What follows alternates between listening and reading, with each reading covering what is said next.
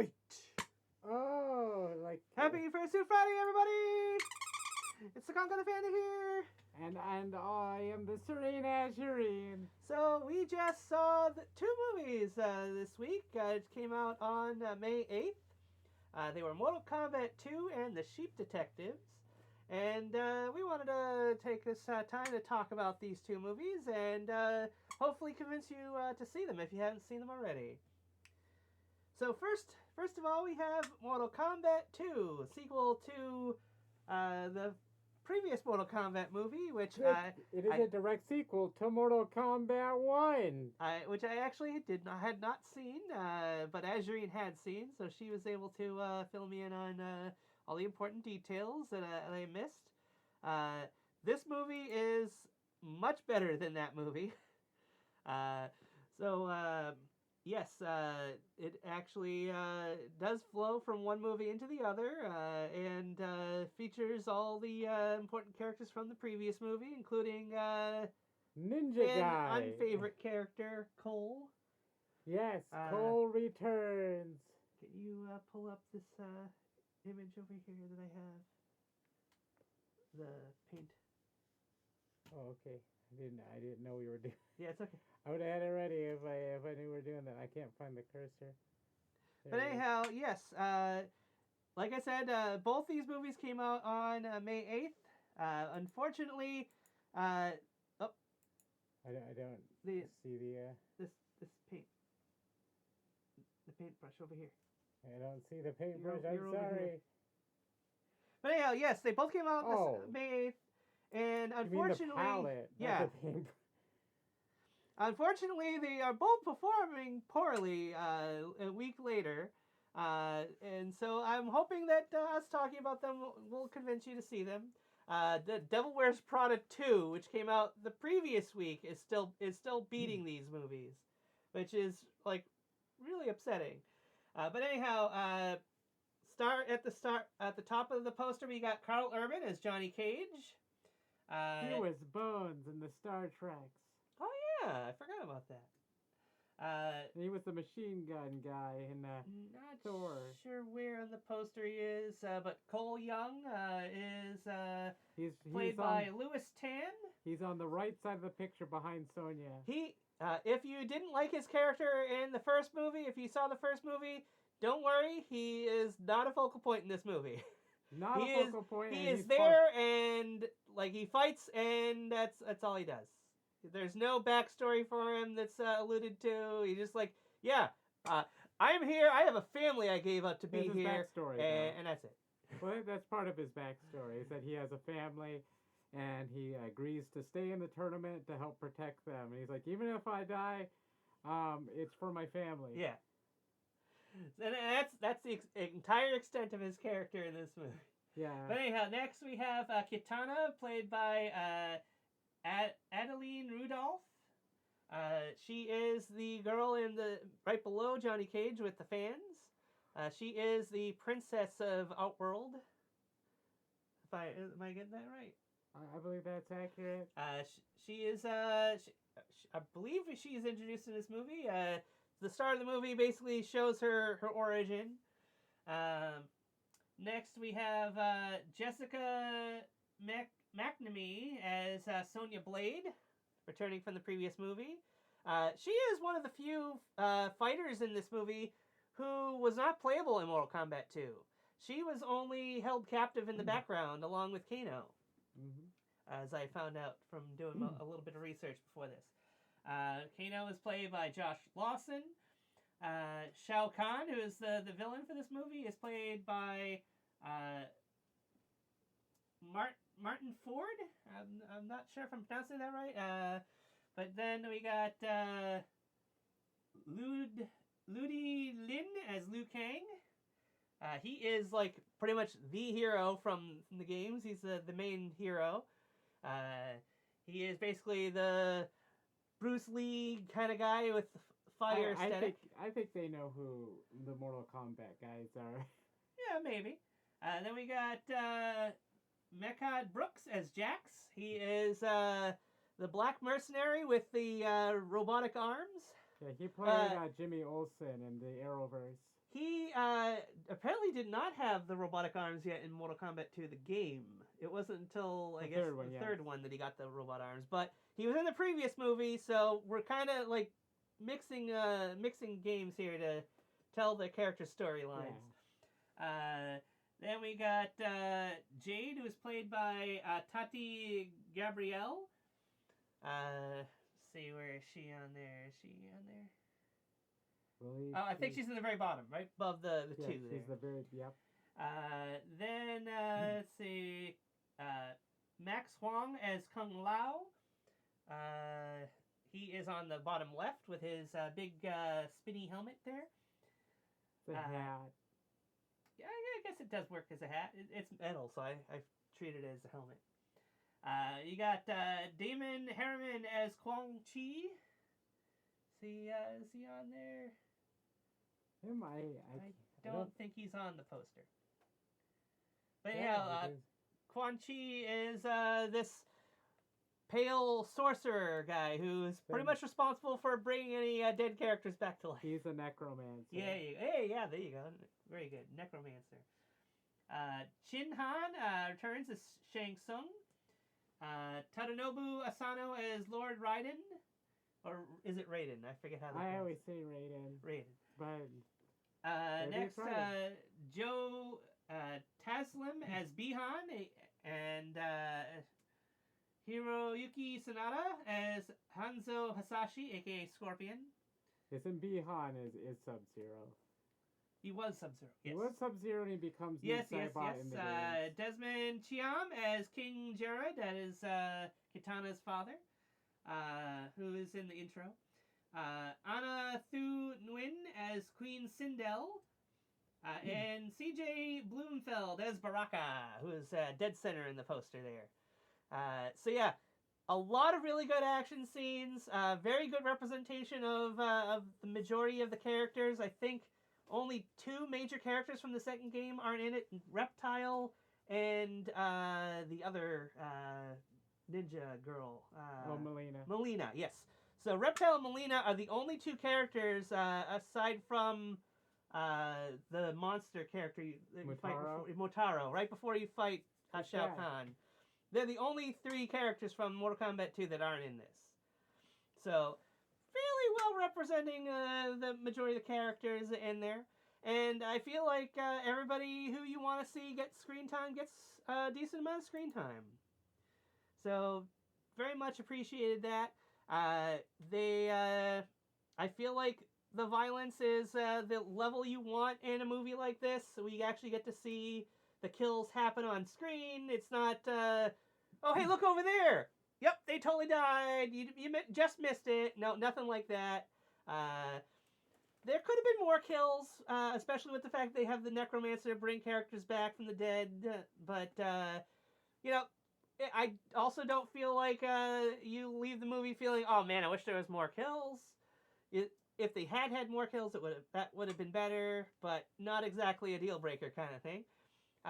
The one major issue that I had with the movie was when the fights aren't happening, they kind of can just jump into a new scene and the transition from place to place kind of just happens. They're unlike other movies where we'd see establishing shots and characters traveling to places. There's a lot of portals, let's say, and allows characters to just kind of be in a new place without having to travel there, which was a little bit on the annoying side for me. There could have been a little more there, but it's also a decently length movie, so I can see why maybe they decided not to have that. And that and a lack of a few famous line deliveries from the games are not there. But if you can forgive that, I think you should go see Mortal Kombat 2. It could use your support. If you want to see Mortal Kombat 3, which I've heard is being written, so they're planning on this being successful enough to grant them the go-ahead to make a third movie. So they need your support to go watch this movie. So please go see Mortal Kombat 2. Do you have anything to add? I like the fighting.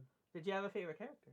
Yeah, I thought Johnny Cage. I know Yeah. it's the easy one to go for, but all the returning characters, since they already had their characters fleshed out in the first movie, they don't really get any more development outside of Kano. Kano gets to keep being Kano, so he's Yeah. great. I can Kano- see him being a fan favorite. Kano and Johnny Cage are my two favorites Yeah. for sure. Yeah, Johnny Cage is great. Every scene they're both of them are in are phenomenal. Yeah. You don't even see. I was afraid that Carl Urban would just feel like Billy Butcher toned down. Yeah, that was a definite fear I had going Yeah. in. But he is absolutely not that. I know he's been in a lot of movies, and every movie he's in. Oh yeah, did you know he's in Lord of the Rings? Carl Not Urban is a guy in Lord of the Rings. He's one of the soldier guys. Neat. So yeah, there's a little reference to that. Yeah, but in every the movie he's in, he really does change his character. He's not he's a character actor. He's not just like somebody who's really famous like Jack Nicholson, who's great, but he always plays Jack Nicholson in a movie. Yeah, or Liam Neeson, or or Liam Vin Neeson. Diesel, Yes, Liam Neeson. or Jason Statham. Yeah. They always play the same character, but Carl Urban's not, and that's fine. Yeah. But Carl Urban he plays every role he does, even though they might not be the most sophisticated. I fully believe him in every role. I thought he was a great Johnny Cage. He looked the part. He sounded the part. Agreed. Great job. Definitely my favorite character in this movie. It's a little disappointed that some characters still kind of got the backseat, like Liu Kang. He does get some story, but they're trying to give everybody their own moment in the spotlight. Yeah. And even Cole, they all get a moment in the spotlight. Everybody gets a fight scene, and every fight is really beautifully choreographed. I enjoyed it. But I absolutely want to see. I do want to see more. The first one was just a prequel. Really, it wasn't really even like. If it was a video game, it would have been Mortal Kombat 0 or something. So this is like the true first Mortal Kombat, really. But it's easily, in my opinion, the best out of all the live-action Mortal Kombat movies. So if you're a fan of the games, if you saw the previous movie, definitely give this one a watch. If you haven't seen the first movie, still give this one a watch. I feel like you don't really need to have seen the previous movie. I thoroughly enjoyed this without having seen it. Even the stuff that you could have picked up from watching the first movie, context clues, you'll figure it out. All right, so moving on to the other movie we saw. Whoops. Wrong way, that's Steve Harvey. Come on. There we go. Shape Detectives. I'll pull up Thank you. So, this movie stars Hugh Jackman as George Hardy, shepherd of a flock of sheep here. His whole thing is that he likes to tell detective stories to his flock of sheep, and he's not sure if they really understand what he's reading to them, but secretly they absolutely do. They follow every word and even try to guess who the culprit is at the end of the book. Next we have Nicholas. I think it's the maid. Very good. Nicholas Braun as Tim Derry, the local policeman.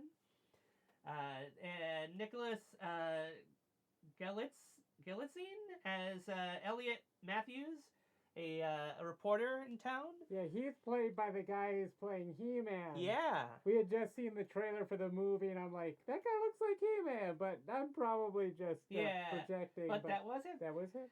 Molly Gordon as Rebecca Hampstead. Hong Chow as Beth Pennock, the innkeeper. Emma Thompson as Lydia Harbottle, the lawyer. Tosin Cole as Caleb Merrow, another shepherd. Kobna Holbrook-Smith as Reverend Hillcoat. Conleth Hill as Ham, the local butcher. And Mandeep Dillon as Postwoman Joe, who I mistakenly thought was from Doctor Who, but it turns out she was from CSI Las Vegas. And the voice cast, Julie Louis-Dreyfus as Lily, the main sheep who's depicted holding the magnifying glass there in the poster. She is the one sheep of the group who is the most astute at figuring out the culprits in the story. She's the smartest one in the flock. She's definitely who I'd say is the main character in this.